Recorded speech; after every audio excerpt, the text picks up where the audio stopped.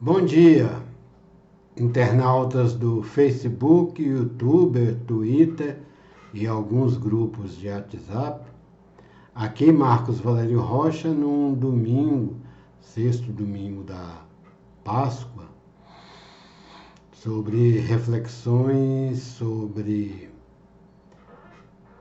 questões filosóficas, religiosas e sobre fatos da semana. Essa semana, um fato, apesar de ser interno aqui, nós refletirmos sobre a filosofia de Hegel. Basicamente sobre a obra Fenomenologia do Espírito e mais especificamente sobre a parte denominada a distorção na parte do espírito. Nós temos a esclarecer sobre a discussão de prazer e felicidade. Nós já começamos, porque no início dessa parte da distorção, Hegel estabelece 4 parâmetros segundo a nossa interpretação, que é uma moral e, ao contrário, natureza e moral, e gozo e felicidade. A natureza aqui dentro da explanação que está falando é algo relacionado aos instintos. E os instintos estão relacionados com o gozo e a moralidade com a felicidade. Segundo nossa interpretação, Hegel não declara isso. São esses esclarecimentos sobre o que foi explanado. Nós fizemos essa divisão, ele basicamente ele fala desses problemas, mas na hora de expor, ele não divide isso, principalmente na parte de gozo e felicidade, tem de ver nessa questão do instinto. O instinto que é algo animal e tem relação com a natureza. E ele não declara isso, tem um momento da explanação dele, inclusive que ele critica, né? A questão da sensibilidade. Para nós, a questão da sensibilidade é a questão fundamental que resolve a antinomia, tanto de um quanto do outro. Essa sensibilidade é vista de uma maneira que hoje em dia é vista hoje aqui no Brasil, não sei na América do Sul, mas no Brasil, uma pessoa sensível é uma pessoa que procura entender o outro. É essa mais ou menos a visão nossa que nós queremos dar, mas talvez não seja. Em termos filosóficos, sensibilidade é aquilo que parte dos sentidos. Por isso que a sensibilidade Hegel liga com os instintos. E Hegel enuncia essa questão do gozo e do prazer, da felicidade. Mais na frente, ele se foca mais na felicidade, despreza o gozo. Ele não volta a falar nisso quando fala dos instintos, tudo, né? E isso também porque talvez não fosse uma preocupação lógica daquela época, e uma preocupação, lógico que eu falo, lógico, filosófica, não era preocupação filosófica desse sentido. Depois de Freud, das revoluções sexuais, essa questão do gozo, principalmente em nível sexual, que se liga à questão do instinto e que se liga à questão da natureza, passou a ser importante. E na época não era importante. Então, por isso que nós explanamos sobre esse título maior, mas dentro da obra não tem essa divisão. Agora, uma proposta que talvez não passasse pela cabeça da época, de Hegel na época, é que a natureza tem uma racionalidade, ele reconhece uma racionalidade bruta, Hegel primeiro, quando ele fala no instinto de razão, mas algo mal desenvolvido, tem que ser objeto de outro desenvolvimento. E o gozo e o prazer, Inclusive o prazer, ele explora em outro momento com relação ao coração, até que faz um certo sentido, mas ele não fala nessa questão do gozo e do prazer diretamente.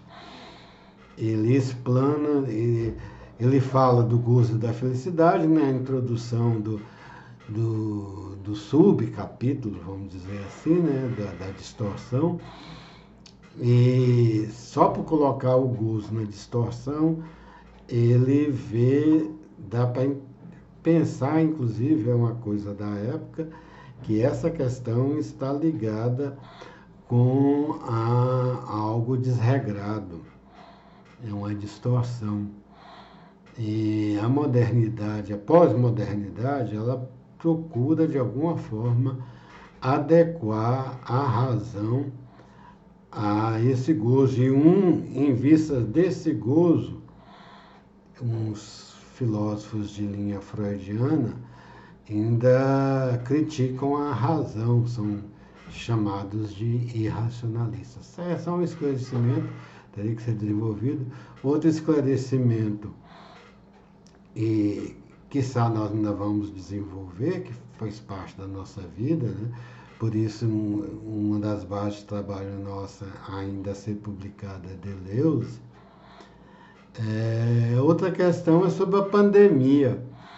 Nós colocamos o título sobre o fim da pandemia, mas não acabou a pandemia, a doença está espalhada, acabou a emergência. E acabou-se aquela questão de milhares de mortos e a questão de não saber qual o tratamento adequado para isso, mas não se tinha vacina. Hoje em dia se tem vacina e tem evoluções dentro do tratamento a partir de corticoides e a partir de outros elementos químicos, outros remédios, mas dentro da linha de entre corticoide e antialérgico que estão desenvolvendo, segundo nosso conhecimento particular. Pode ser que estejamos enganados. Mas nós pesquisamos, quem quiser ver está no site, e nós colocamos a questão da figura do Papa orando sozinho, uma figura enternecedora na época, né? E tem-se notícia que na Itália, a partir dessa oração, os casos de Covid diminuíram.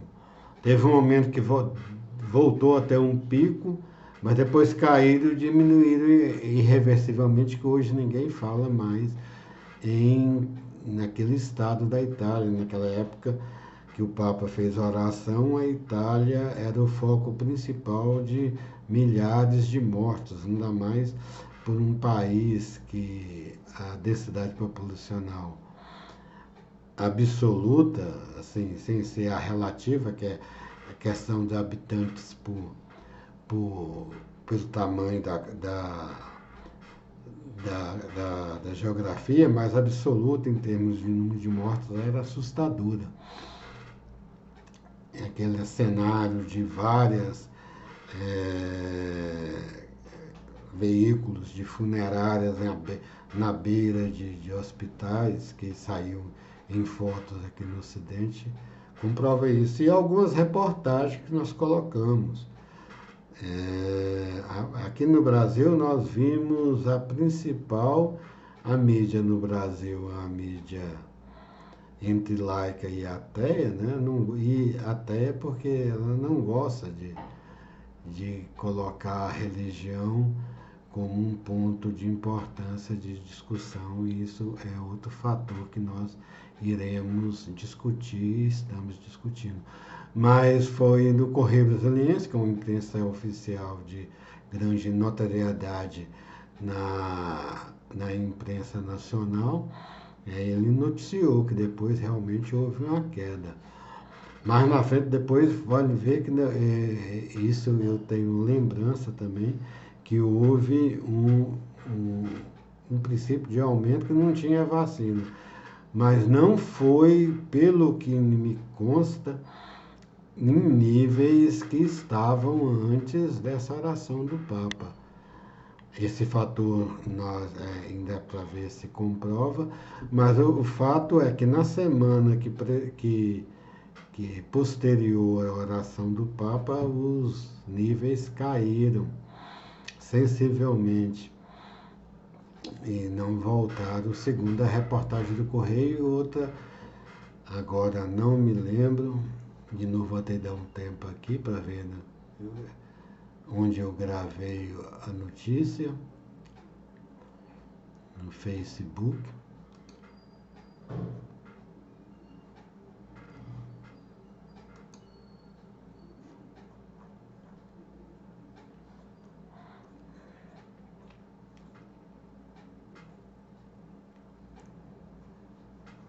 O outro foi no th1.com.br. Nós achamos. Não sei se saiu algo nesse sentido, nem com outra imprensa, é que nós não localizamos. Mas esses são os esclarecimentos que nós queríamos dar por enquanto. Bom dia a todos, bom almoço na hora do almoço, que tenham um grande domingo.